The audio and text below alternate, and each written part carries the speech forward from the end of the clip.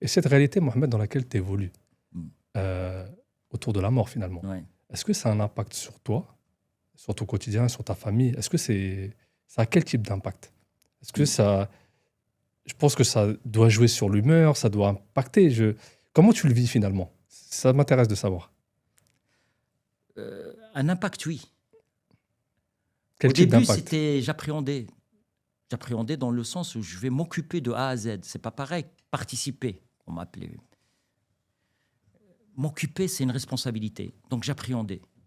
Est-ce que je vais parler que de la mort?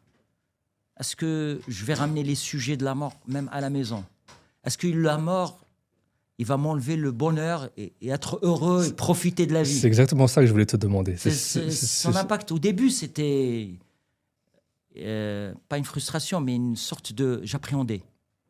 Mais à force d'accompagner les familles, je trouvais que la mort, elle m'a apporté la joie. Pas la mort, elle m'a apporté quoi?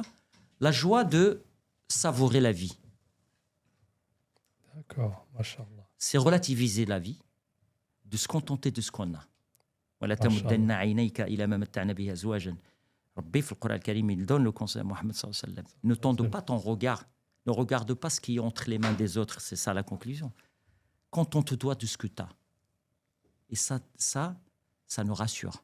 Quand tu sais que kullu nafsin dha'iqatul maut, toute âme goûtera la mort, ça rassure. Quand tu sais qu'Allah il dit kullu man 'alayha fan wa yabqa wajhu rabbika dhul jalali wal ikram, tout est amené à disparaître. Il n'y a que Allah qui restera. Tout est amené à disparaître, ça nous rassure. Tu subis une épreuve, une injustice auprès d'Allah Azza wa Jal, on se retrouvera. Parce que ça te rassure. Et la mort, ça, c'est un cadre dans la vie.